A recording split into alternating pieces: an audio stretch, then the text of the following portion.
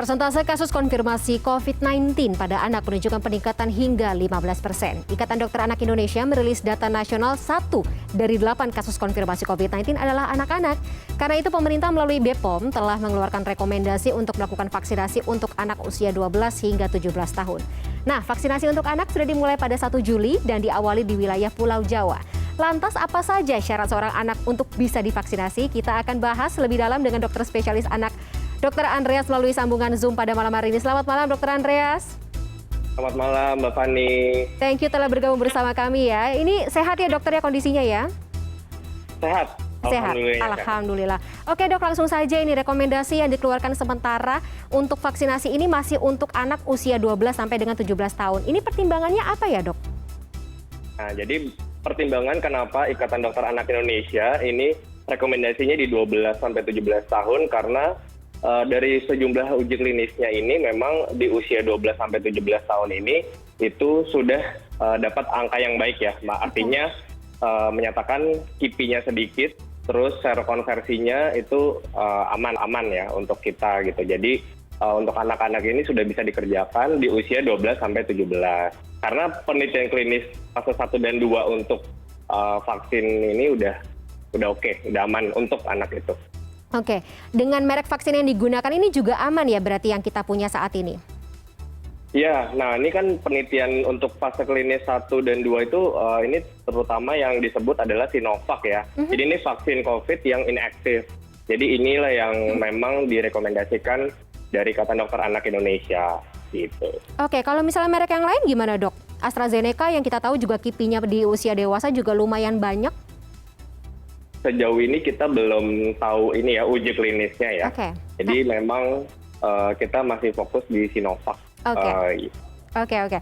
Dok, ini apakah akan ada rencana ke depannya untuk vaksinasi anak di bawah usia 12 tahun? Dan kalau misalnya kita ini bisa melihat kira-kira parameter seperti apa sih yang bisa kita lihat dari evaluasi vaksin usia 12 sampai dengan 17 tahun yang bisa digunakan sebagai rujukan untuk melakukan vaksinasi anak-anak usia di bawah itu? Jadi memang yang terpenting adalah kejadian ikutan pasca imunisasi. Jadi untuk penelitian berikutnya jelas kita harapkan bahwa kejadian ikutan pasca imunisasi itu tidak banyak dan tidak berefek yang banyak seperti kasus-kasus sekarang ya gitu kan masih ketemu. Nah kita maunya nanti untuk anak di bawah usia 12 tahun itu harusnya sih ya aman gitu. Jadi kita lihat dulu nih di 12 sampai 17 tahun kalau misalnya bagus uji klinisnya aman semuanya harusnya ntar kita bisa secepatnya bisa lakukan untuk anak di bawah usia 12 tahun. Oke, dokter, kalau misalnya evaluasi untuk uji klinis anak dengan usia 12 sampai dengan 17 tahun ini bagus, kira-kira prediksinya untuk vaksinasi anak di bawah usia 12 tahun bisa kapan ya, Dok? Secepatnya ini. Kita kejar juga tahun pengennya ini ya? Kalau bisa secepat-cepatnya, harapannya sih kalau bisa sebelum akhir tahun kita udah bisa ya untuk dapetin data yang untuk di bawah 12 tahun gitu. Jadi kita bisa segera tuh memberikan imunisasi. Oke, Gitu, Mbak. Oke. Kalau untuk syarat vaksin bagi anak-anak ini apakah sama dengan vaksin pada dewasa, Dok? Kan kalau misalnya untuk orang dewasa kan kayak ada pertimbangan komorbidnya terlebih dahulu nih, baru dapat surat untuk baru lampu hijau kita bisa divaksin. Kalau anak-anak gimana, Dok? Sama, jadi prinsipnya adalah ketika kita mau imunisasi, ini ada syarat-syarat yang pasti anaknya harus sehat. Terus jika memang ada faktor komorbid seperti misalnya penyakit defisiensi imun gitu, ya itu harus terkontrol, nggak terkontrol. Terus kalau misalnya dia habis vaksin itu minimal 1 bulan setelah vaksin yang lain itu baru boleh divaksin. Terus salah satunya lagi tidak sedang sakit, jadi suhunya di bawah 37,5, habis itu tidak menderita kanker yang sedang terapi, terus tidak habis COVID kurang dari 3 bulan. Nah, itulah yang harus kita perhatikan. Oke, sama-sama berarti ya. Nah, tadi kita bicara KIPI, Dr. Andreas. Kalau misalnya vaksin pada dewasa ada beberapa yang mengalami KIPI. Kalau misalnya kemungkinan KIPI pada anak-anak nih seperti apa saja sih yang bakal terjadi dan kira-kira mungkin obat-obat seperti apa yang bisa orang tua ini siagakan gitu di rumah masing-masing untuk menyiasati KIPI ini? Ya, kalau dari hasil penelitian uji klinis 1 dan 2 yang ikutan pasca imunisasi rata-rata itu adalah nyeri di tempat penyuntikan ataupun demam, tapi itu pun pada angka usia 12 sampai 17 tahun ini tidak terlalu signifikan. Hal apa yang perlu disiapkan ya jelas kalau memang dia ada demam, boleh diberikan obat penurun demam gitu sih Mbak Fani. Oke, obat penurun demam sama obat pereda nyeri ya dok, yang biasa Iya. digunakan seperti itu. Kalau misalnya vitamin-vitamin yang mungkin dibutuhkan gitu untuk meminimalisir terjadinya KIPI, ada nggak dok? Sejujur-jujurnya enggak, jadi tidak ada indikasi pemberian vitamin untuk menurunkan atau mengurangi kejadian ikutan pasca imunisasi karena memang tidak terindikasi untuk diberikan vitamin tersebut. Oke, dok, kita bicara mengenai urgensi vaksinasi ini secara keseluruhan ya, secara garis besar di Indonesia.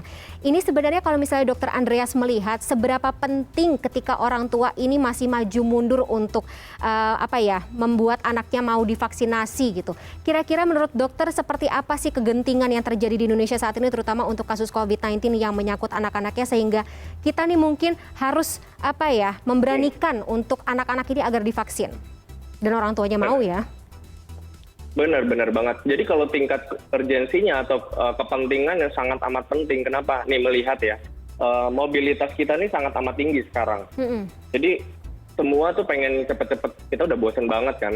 Tapi gimana masih ada COVID, mau nggak mau, nih mobilitas udah tinggi, orang sudah mulai berkeliaran, sekolah juga ada kepikiran untuk terbuka gitu kan. Terus angka anak ini gila ya.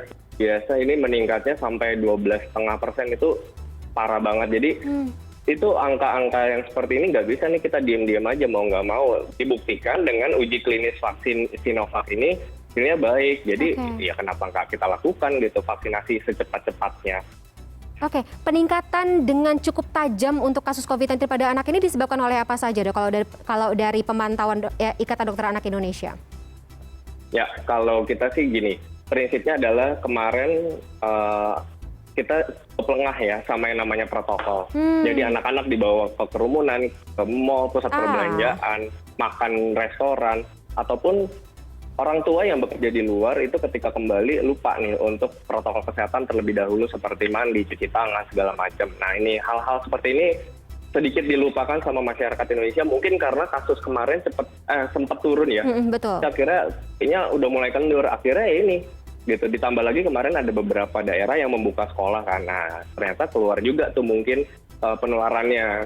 Anak-anak sudah dibebaskan nih keluar sama orang tua bermain dengan tetangganya. Nah ini penularannya sangat amat cepat nih antar anak gitu dia. Oke, kendurnya pengawasan dan juga prokes orang tua ini berakibat fatal ya terhadap anak-anak di Indonesia ya dok ya. Jadi himbauannya apa nih dokter Andreas kepada para orang tua yang masih maju mundur pengen memvaksinasi anaknya?